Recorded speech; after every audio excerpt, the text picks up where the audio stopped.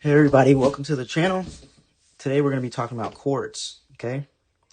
What they are, how do we use them, how do we make them, okay? And the goal is to be able to arm you with the knowledge that you need to be able to play whatever songs you like, okay? We're kind of focusing on hit songs and songs that people listen to, so I'm not focusing on classical music, or I'm focusing on songs that we like to listen to when we're jamming out on Spotify or YouTube or whatever, okay? So let's talk about chords. A chord is multiple notes played together, but there's usually some type of pattern to that, okay? So the first example is a C major, right? It's a C, E, and a G, right? I play them together, I have a chord. If I play them separately, that's called an arpeggio. It would be an arpeggio of the C chord, right? But if I play them together, it's a chord, right? So the three types of chords that I want to talk about are major, minor, and dominant. Okay, these three chords are the most common chords you're going to find in all these songs that we're going to learn. And if we're trying to teach you music as simply as possible to get you playing as quickly as possible, honestly, these are the only three you really need. Everything else, I'm not saying don't learn anything else besides this. I'm saying this is the basics that you need to play any of these songs. But it is really cool to learn the extensions and be able to do more complicated things and make really cool sounds. But for now, in the beginning, we're going to focus on these three, okay? So a major chord, to make it, we start on the root. So that right here I have 1, 4, 3, right? The 1 is the root. So if I'm saying it's a C chord, that's going to be the root, the C note, right? And this pattern we're going to follow, this is specifically on piano, that will help you make a major chord, a minor chord, or a dominant chord. For the major formula, we start at the root and we go 4 up from the root. So 1, 2, 3, 4. And then 3 up from there. 1, 2, 3. We play them together. That's a C chord. Okay? Let's do it on D real quick. So if it's a D, I start on the 1 is D. Then I move up 4. 1, 2, 3, 4. Right? And then I go 3 more. 1, 2, 3. That's a D major, right? If I wanted to play E major, I start at E of the root, go up 4. 1, 2, 3, 4. And then go up 3 more. 1, 2, 3.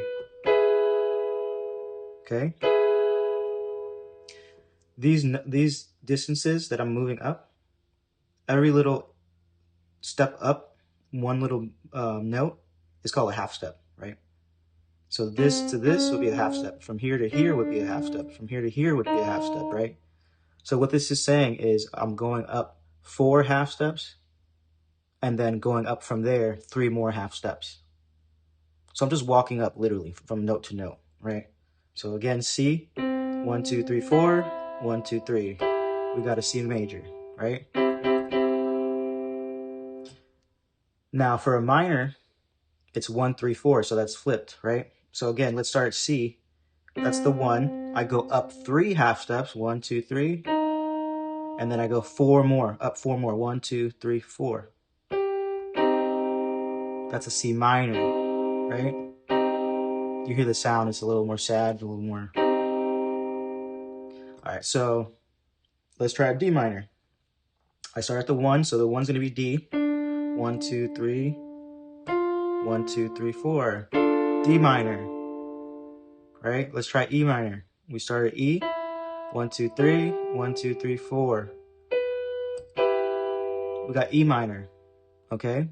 I'm playing them all in C major, all these chords, so you can, or the white keys, I'm trying to, at least the roots, for the simplicity of the lesson. But it'll apply the same thing. And if let's say I choose a B flat major, I started B flat. 1, 2, 3, 4. 1, 2, 3. Let's say I want B flat minor. 1, 2, 3. 1, 2, 3, 4. B minor. Or B flat minor, I'm sorry. Okay?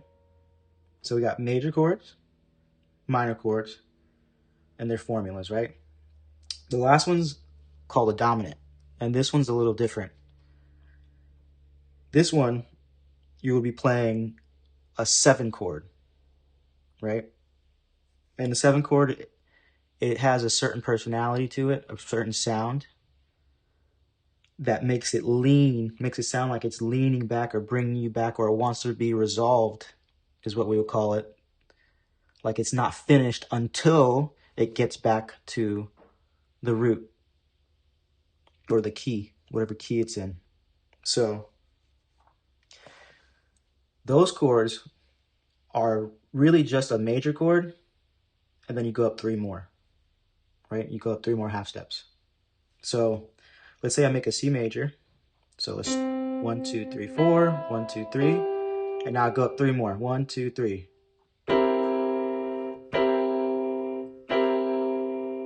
Right? That's a C7.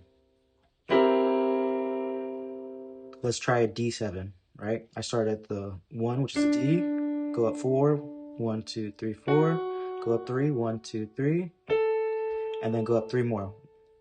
1, 2, 3. That's a D7, right?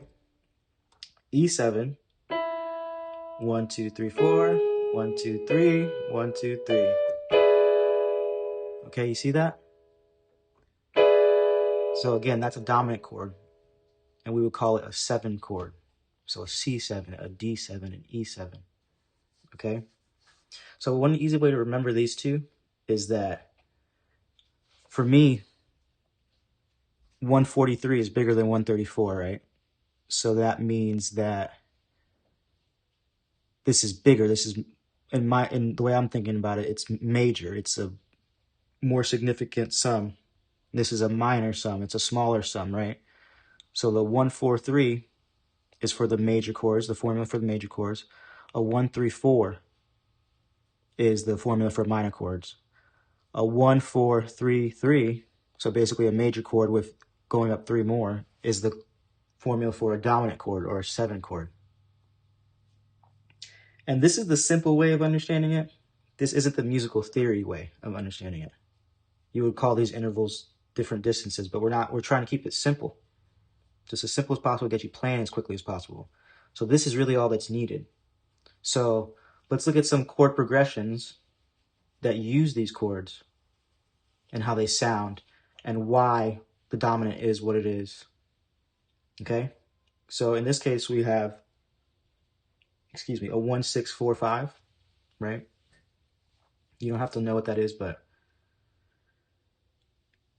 it's one of the most simple progressions that you're going to come across. It's common in so many songs like Stand By Me and a lot of pop songs. It's very common. But I'm going to play it simply first and then mess with some of the tempos so you can hear the songs, what other songs it might be, or the different ways you can play it, right? So let's just say, if I'm using my left hand, I would just be playing the bass notes, okay? We want to keep this simple, right? So I'm going to use, if I'm counting my fingers, this is 1. If I'm numbering them, this is 1, this is 2, this is 3, this is 4, this is 5, right? So I'm going to use my 1 finger on my left hand to start on the root. So it's a C to an A to an F to a G, right? That's the bass line.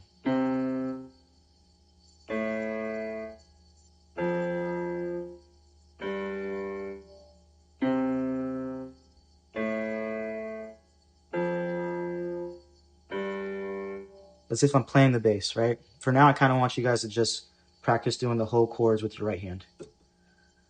So if I'm doing that, I'm playing a C major, right?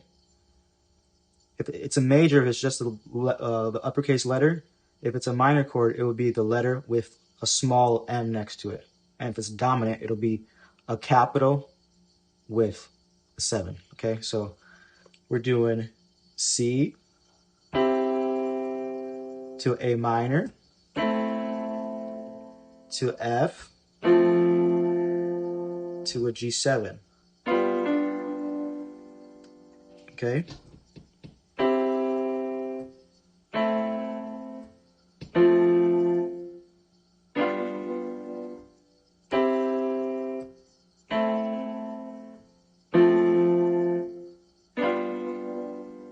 You hear how it sounds like, oh, it's kind of reaching towards something or leaning toward. There, sounds finished, right? You can end the song there, or you can start the song there, right?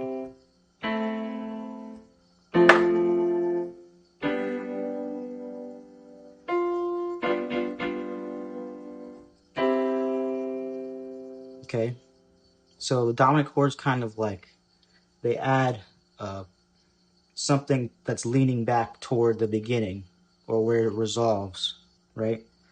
It's because the song is a journey. It's taking you somewhere, and that part brings you back to the beginning, the dominant, okay? So let's look at it in another example. Let's say the second one, the D, B minor, G, A7, right? It would be a D major, a B minor, G, A7,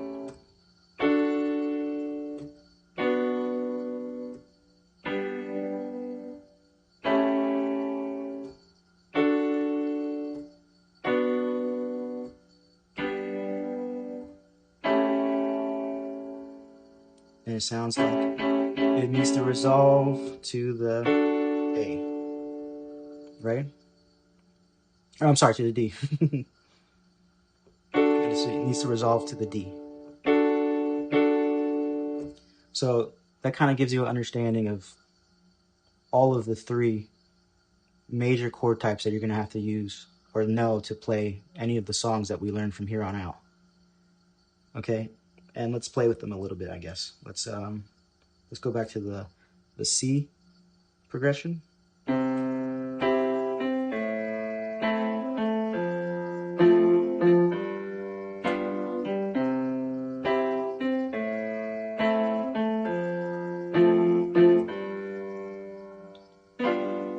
And then it sounds like it needs to go back to the C.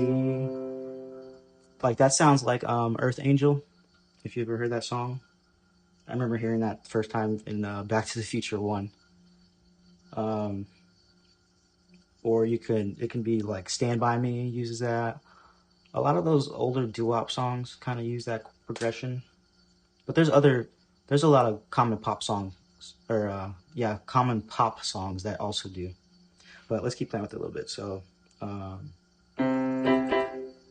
yeah, let's go.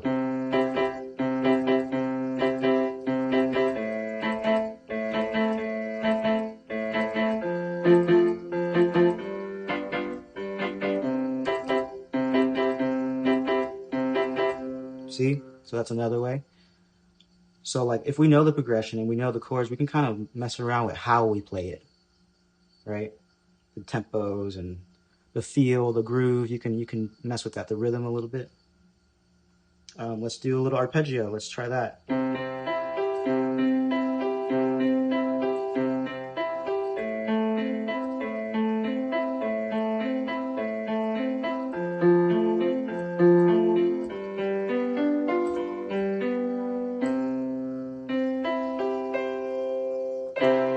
Right?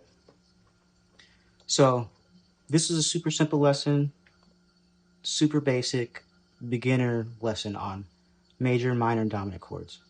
And I wanted to do this because I want you to have the foundations to learn, or for all the songs that we're going to learn in the future. So anything else I post, I can just explain it.